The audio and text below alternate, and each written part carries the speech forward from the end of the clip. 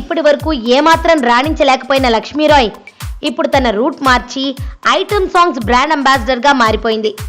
Sardar Gabbar Singh flop అయినా కానీ అందులో ఆమె చేసిన తోబా తోబా పాట క్లిక్ అవ్వడంతో ఆమెకు వరుస పెట్టి అవకాశాలు వస్తున్నాయి. ఈ నేపథ్యంలో ఈమె లేటెస్ట్గా నటించిన ఖైదీ నెంబర్ 150లోని రత్తాలు సాంగ్ మాస్ను బాగా మెప్పించడంతో ప్రస్తుతం ఎవరి నోట విన్నా అదే పాట వినిపిస్తూ లక్ష్మీరాయ్ క్రేజ్ పీక్లో ఉంది.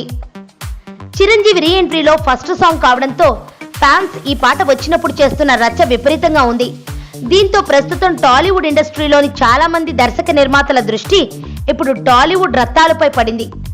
ఐటమ్ సాంగ్స్ కు క్రేజ్ తగ్గిన నేపథ్యంలో రత్తాలు సాంగ్ తిరిగి క్రేజీ సాంగ్ గా మారడంతో ఐటమ్ సాంగ్ స్పెషలిస్ట్ అయిన లక్ష్మీరాయ్ కోసం ఎంక్వైరీలు పెరిగిపోతున్నాయి. ఈ నేపథ్యంలో ఇప్పటి వరకు మెగా కాంపౌండ్ హీరోల సినిమాలో రచ్చ చేసిన లక్ష్మీరాయ్ని నందమూరి కాంపౌండ్ చూస్తున్నట్లుగా వార్తలు వస్తున్నాయి.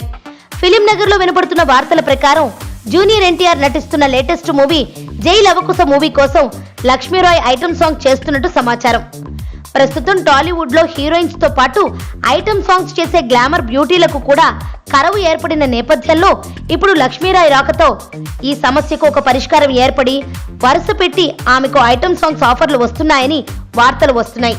ఈ మధ్యనే లక్ష్మీరాయ్ తన పేరును కొందరి జ్యోతిష్కుల సలహా ప్రకారం రాయ్ లక్ష్మిగా మార్చుకున్న నేపథ్యంలో ఈమెకు అదృష్టం బాగానే కలిసి వచ్చింది అనుకోవాలి.